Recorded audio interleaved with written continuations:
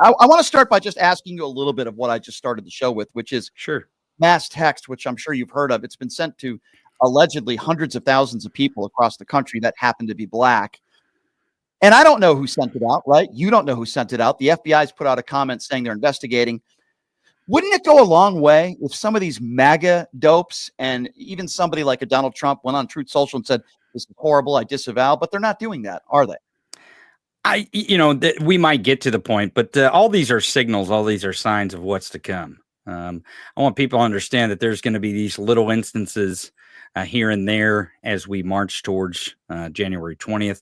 And after January 20th, there's going to be little hints and signs as we go along. Another hint and sign to our credit is Jerome Powell yesterday was asked, will he step down if Donald Trump tells him to? And he said no. And then asked if there was legal means that he believed that Trump could remove him. He said no. So that's a signal too. These are all signals. These are all signs of what is to come and how our country is going to change. Now, like you said, does it really matter who sent it? Does it really matter? The fact that we are in a position in our country, in our society, where this is even a reality is the thing that we should be talking about. Yes. I mean, should the people who are sending us be held accountable? Of course, just like the people who stormed the Capitol on January 6th should be and should have been held accountable, and they shouldn't be pardoned for that.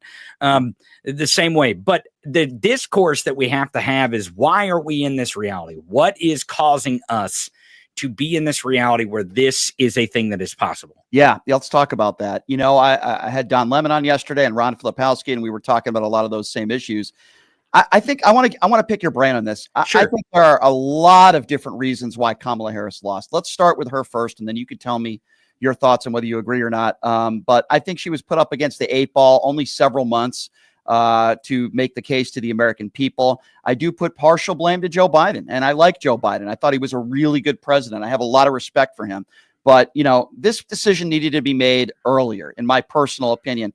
And, you know, there should have been primaries. I mean, there really should have been primaries. That's number 2.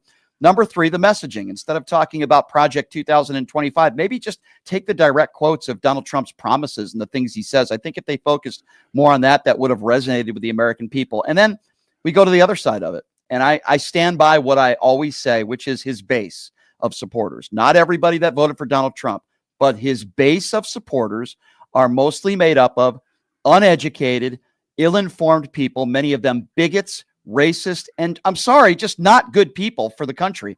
That doesn't mean everybody that voted for Trump is like that, because I don't feel that way. But I think multiple reasons, and I'll start there and I'll let you take over. I don't know if you agree or not with that. Well, I disagree with a lot of what you said. I think the idea that because we warned the country of what Project 2025 is, that didn't help is kind of ridiculous. And the reason why I say that is because next year, when they start to implement these things one by one, the country's going to learn, oh, it was serious. People were serious, because it is a serious plan. Now, I will say maybe we were late to the game on how to convey that message. And maybe that message was conveyed a little differently. But the reason why Kamala Harris lost, and let's get real here, she's a woman.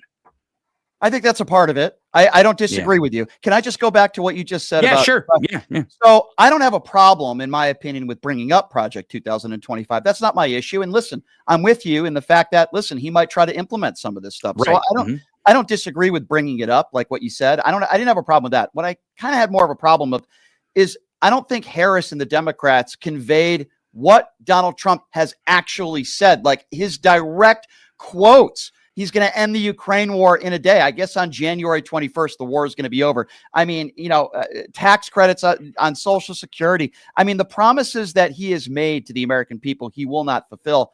I just wish he focused a little bit more on his actual quotes and statements. I don't mind bringing up Project 2025. It's scary. So I guess, you know, maybe we're somewhere in the middle there. I don't have a problem with her bringing it up. Well, here's what I'll say to that is that Kamala Harris and Tim Walz and the people around the campaign aren't aren't the amplifier. They're not the media. All they can do is say these things. And I watched several videos. I posted several videos of Tim Walz actually saying the stuff that you're saying, of the stuff that he said, the stuff that he's done.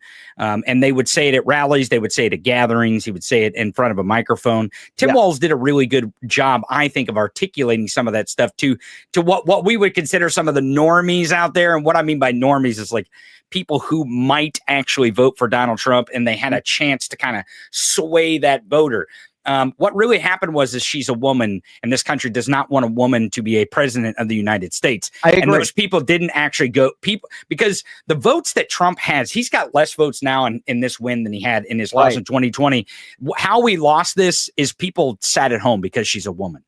I think you might be right on that. I'm not discounting your opinion there, and I think we agree. I will say that I think there's more than one reason, but ultimately the top line reason of why this election swayed the way it did is because she's a woman. Probably Hillary Clinton in 2016 as well. I mean, you could make the case there as well. I think. Oh, I definitely could make the case. Sure, absolutely. So I certainly I've talked about that. Listen, I think that's one of the main reasons. I no question.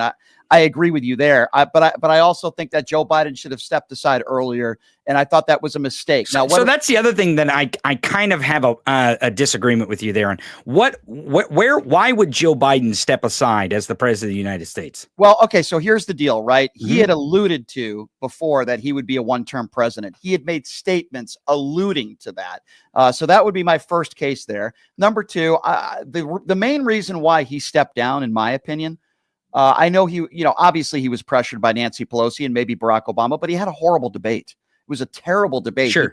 And I think if he had a better debate, he might have still ran for office. Now, listen, he had a 40% approval rating. He was not going to defeat Donald Trump, in my opinion. I think she gave the Democrats the best chance in this situation. I just think there should have been a primary. I think they're probably, looking back on it, Monday morning quarterbacking, I like Kamala Harris. I think she's a wonderful woman. But I do think that the Gavin Newsoms of the world, or even picking Josh Shapiro as her VP nominee, would have given them a better chance to win. There should have been a primary. And I don't think 3 months, in my opinion, is enough time to make the case to the American people. So let me ask you, because you bring up a primary, because there was a lot of talk when Joe Biden stepped aside to have some sort of like short primary or something. Yeah. And a lot of people were worried about that. The other thing that people were worried about, and I think we're discounting in this conversation, is the Democratic base. To actually cast out the Democratic base, which is black people in this country, by the way. I want to point that out. That's the reason why those text messages that are being sent to black people aren't being sent by liberals. They're being sent by MAGA.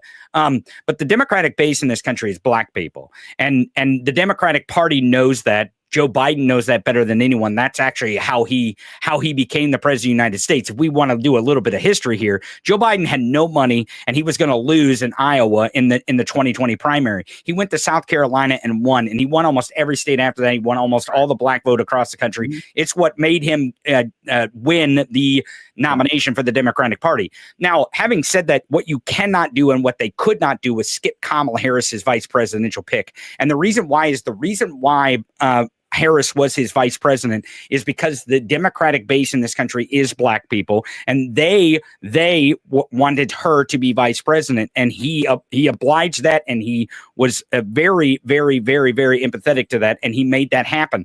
And she was a good vice president. There was no reason for her not to be a vice president. They could say border czar and all that nonsense, but at the end of the day, she did her job, and she did it well. Now, you could make the argument here, and I think I can make the argument, that if Joe Biden would have stayed in the race as opposed to leave when he was forced out by billionaires and whoever it was, billionaires maybe, the money that were scared, he would have won. I think he would have beat Trump, actually, on Tuesday. But he had a 40% approval rating, though. I don't think that matters. You don't think that? Okay. Well, I mean, what was Donald Trump's approval rating in the country on Tuesday? Pretty low as well. So that's a valid point. Listen, I guess the hard part here is, we just don't know, right? We can. We can do this Monday morning quarterbacking stuff all day long. But at the end of the day, kind of what matters is what goes forward. But I believe that there is a lot of reasons why we're in the situation that we're in. But the main reason why we're in the situation that we're in is us as Americans are unwilling to really know the actual hard, harsh truth. And that is the most difficult thing to try to jump the hurdle here to get to a position where we can defend democracy and hopefully save it. I think our democracy as we know it is gone. I hope not. I think we share the same worries, and let's go through those. Sure. Let's talk a little bit about Donald Trump and his upcoming administration, which I think will be, quite frankly, scary. We're going to have the Stephen Millers back in there. Who knows if Steve Bannon, Peter Navarro could be in there, Vivek Ramaswamy. We have Robert F. Kennedy Jr., who's going to be in charge of our health and telling us what to do with our bodies. I mean, are you kidding me? I've even heard rumblings of maybe a Laura Loomer being the communications director. I think Caroline Leavitt will probably be the communications director. She's a talking head for Donald Trump. She's been on this show before. But, I think about all of, Tony, I think about, and this is hard for me to talk about because I feel for these people, as I know you do, people in this country that are undocumented. I'm not talking about people that have committed serious crimes when they're here. We don't want those people here. But there are so many millions and millions of people in this country that have been here for years. They pay their taxes. They might mow your lawn. They cook your food. These are hardworking people with children, with families. And Donald Trump, he said he wants to deport all these people. Now, do I think he will? I don't know. I hope not. But there's a lot of people in this country that are scared. Undocumented immigrants, women. They don't know whether abortion is going to be illegal across the country. It's already illegal in, I think, 20 states. In some of those states, no exceptions for rape or incest. Even members of the media and journalists. I mean, I'm not really worried. I'm going to continue to do my thing. You're going to continue to do your thing. But listen, going after, with our own military, Americans. So there's a lot of people in this country, Tony, that's my point, that are very worried. What would Absolutely. you say? Well, I have personal friends that sent messages the morning after saying because of their status here that they were considering, going to another country. But let's start with the migrants first. Okay. And the demonizing and dehumanizing migrants in this country. And I am a white person, and I'm from Missouri. I'm from the Ozarks in Missouri. That's why I sound like I do. It's why I kind of look like I do. And a lot of people think I'm MAGA at first blow. But here's the thing. I want to speak to all the white people out there that might sound or look like me, if you're listening, in parts of this country.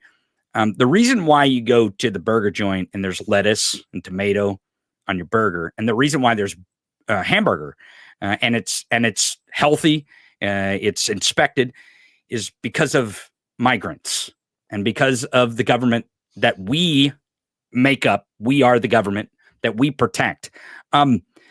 I find it very interesting that we could talk all day about the cruelty and the brutality of deporting what he says 30 million people, which I think by any good estimate, there's about 12 to 13 million of undocumented people here. Sure. And a lot of them are of Mexican or South American descent, but a lot of them are not. A lot of them look like me or you because they overstayed their visa or for whatever reason.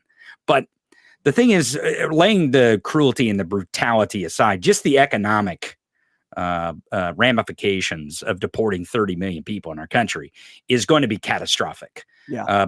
The grocery stores will be empty.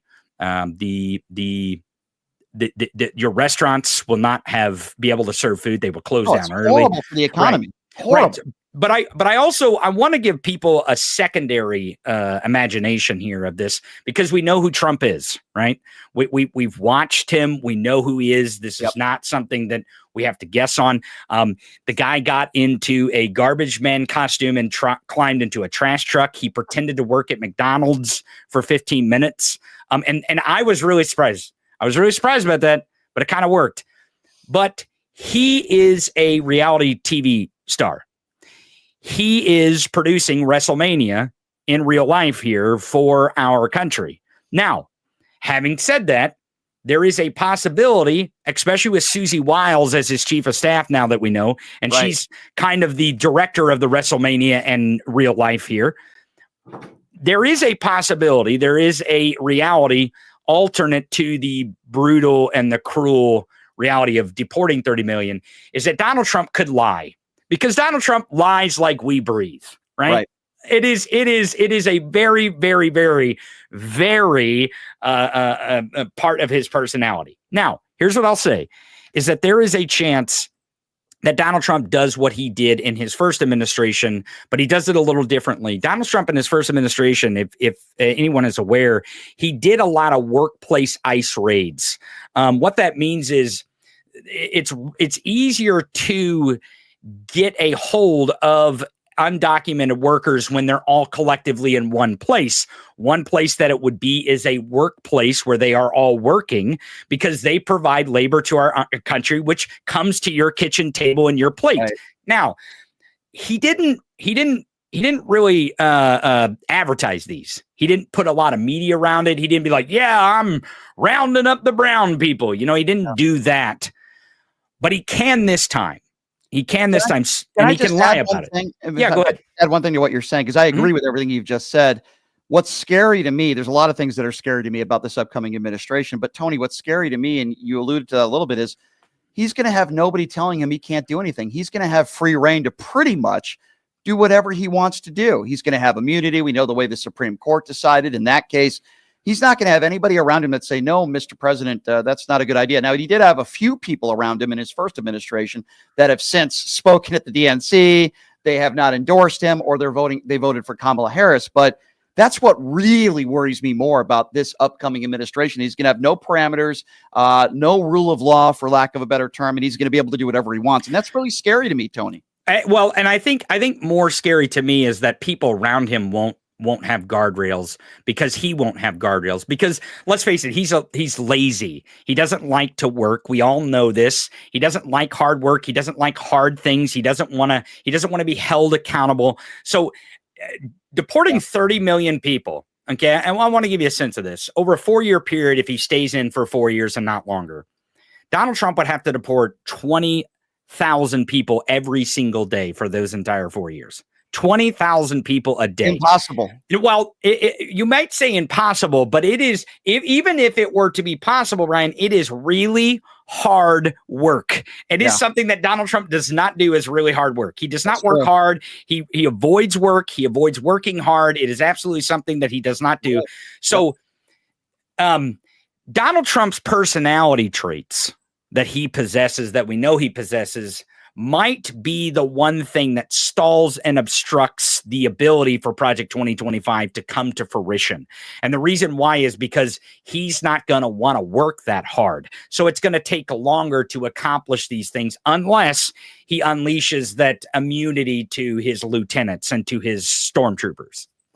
That makes sense to me. And, the thing that worries me the most, like I said, is the fact that, you're right. He's going to have people around him as well that are going to be able to pretty much have free reign to do whatever they want. But the unseriousness, for lack of a better term, of the people that are going to be around him. I mentioned RFK Jr. and others. Who knows if Laura Loomer will even get a job within his administration. But there's going to be a lot of Looney Tunes. There's going to be a lot of wacky people. It's going to be a clown show. And I really do think that's very dangerous for the country. And all he cares about is loyalty, right? Right, Tony? He doesn't care about experience, resume, who can help him in this area or that area for the good of the country. All he cares about is one thing, and that is loyalty. I actually don't believe that anymore. If you want really? Well, I think the one thing that he desires most is apathy towards him, right? That's what he wants. He wants people. That's right. He wants people to stroke his ego. That's all he wants. If you're against him at one point and now you're with him, I mean, him and Bannon have been back and forth, back and forth, back and forth, back and forth. Yeah. And it's not about whether you like Trump or he likes you or he's loyal to you or you're loyal to him. It's about in the moment right now, as we speak, in this current second, are you going to bend your knee?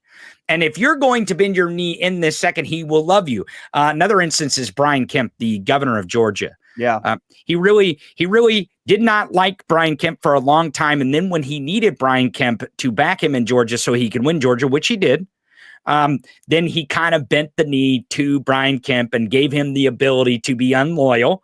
And it's same way with Larry Hogan in Maryland, even though Larry Hogan lost that race and Brian Kemp, won his race, but Trump won Georgia and didn't win Maryland. But the point that I'm trying to make is that I don't think it's lifelong loyalty that this guy desires. It's just in the moment. He doesn't think past his nose. And again, that might be our advantage here. That might be our advantage here. It might be our disadvantage here in some sense. So we just have to take each moment and each signal one at a time to know where we're going to be. Understood.